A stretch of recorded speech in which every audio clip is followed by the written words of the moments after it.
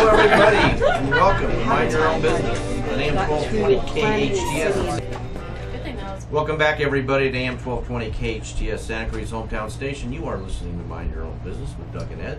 We're here every Friday at 1 o'clock, hopefully providing interesting chat. Relevant, interesting on business matters and entertainment matters. and ways to mind your own business. There you go. So, Ed, is it true Santa Clarita is a business-friendly city? that's the mantra? Is it true? I'm asking you. Am I allowed to speak freely? Yes, you are. Well, there's a friend of mine, Michael Crane, who's like the husband of the chamber director, and he wrote a book called Beyond the Billboards. And the whole thought of that book, it's a lot mind your own business type of thing, is if you're going to spend $100,000 to come up with a brand that has a mantra, that you should call once in a while and check and see if they're actually doing it. If you say you're the friendliest company to answer and they answer the phone, what do you want? It doesn't quite match the tagline. And we're awesome town, and we're the business-friendly town of Santa Clarita, but on the street, if you put an A-frame on front of your store, the chances are they're not going to rally behind you and say, great, you're marketing so you can pay your rent. They're going to come and fine you because the A-frame is unappealing. And I get, I have 1,000 merchants. I very rarely hear, wow, you won't believe what the city did to help me promote my business this week. Put a banner up over your sign or on your window to promote a special event. But don't put a price or a phone number because that would be unsightly. But see how long it lasts. Right. Beg forgiveness rather than ask permission. How many businesses, Ed, and I know we might be opening a can of worms, Worms aren't bad. I have talked to many businesses who I've dealt with that either are trying to open, remodel, and the red tape that they have to go through to get the approval from the city building inspectors to be able to open is atrocious. I think the city people that inspect this stuff never go to the meetings when they brand the business friendly stuff. You're right. I think there's a communication lack there that's not part of their mantra. They're supposed to collect fees for stuff, because if they were all on the same, if they realize that the store opening up 6 months earlier generates more taxes than the $3 permit to get the chairs changed color. I was over at the Longhorn Barbecue over on Sierra Highway. They came and said, if you change anything, it'll take 6 months to open. So they painted it, and they didn't change the chairs, they didn't change the kitchen. Luckily the kitchen fit what they wanted to do, but that shouldn't be the way to. If you want to change out the stove so it's more efficient, you shouldn't have to wait 6 months to open because you changed a single thing. And I just think that there's no governing board that's enforcing that brand of being, I don't think they should say they're business friendly unless they can prove it.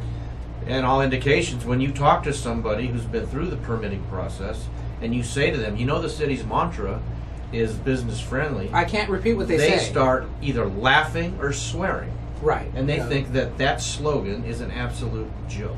It'd be better to say that we try not to get in your way than to say we're business friendly. I know 2 businesses that just opened that thought they were going to open 3 or 4 months ago. And they're still not open. Well, then one of them just opened. Their whole planning and their whole budgeting to get started and the investment in the business was to open 3 months ago, but because of the exact same thing that we're talking about, they were delayed 3 to 4 months. So you have a business plan. That 3 months could be the difference between you surviving or not. Because Exactly. you made no money because you couldn't open. I mean, it's been several years now, but I remember distinctly a business that when they went out of business, they told me that their delay of 4 months opening is ultimately what did them in financially. Well, how do we get somebody to help these people lobby to get the city to open up that? Everybody wins if the businesses Well, succeed. I'm hoping, we have a city election that's coming up in almost a year, and there's 3 open seats, 2 incumbents, and then 1 open. One gentleman's not running again. I'm hoping. Let's run, Doug. No. Yeah. No. Let's run. I am hoping that the candidates that are running, that's going to be part of their platform, is to somehow get a hold of this and streamline it, and everybody come to a like thinking about what exactly how this has to happen. We have a Ed, lobby. I'm ranting here. There is a gentleman that owns a nightclub, a big, huge nightclub in Agora, California, and he just bought one in Beverly Hills. This club has classy music acts. They pack it in on the weekends. I met him, I asked him, I said, this would be a great thing to have in Santa Clarita. You know what he told me? He said, I would not go near that city. I go, why? It's a great city. You'd pack your nightclub. He said, the horror stories that I've heard about permitting and getting a place open there would cost me way too much. I'm not going anywhere near Santa Clarita. So, we miss out on all the entertainment, all the alcohol. And you know what else bugs me, Ed, while I'm on this? Can I tell you? Sure. I think you missed me, Doug. You're pretty agitated. The guys that stand out on the street corner dressed up like the Statue of Liberty, acting like fools. Trying to get you to do their taxes. And I'm not going to say the name of the tax business. Okay, if the city is so concerned about looking good and signage, and you can't have an A-frame sign out, and you can't have a banner that looks like this, why do they allow these fools, you know, that could actually cause a distraction for drivers, waving their hands, flailing around? Why, Ed? Why?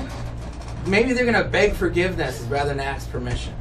The one thing we don't know is there an order against it? You know what I'm gonna do? I'm gonna dress up as a newspaper. And I'm gonna stand out on the corner, and I'm gonna wave my newspapers, jumping up and down, acting like a fool. A dancing gazette. Yeah? Do you think anybody would come say something to me? They may put you in a white jacket. Yeah. Well, we're gonna come back.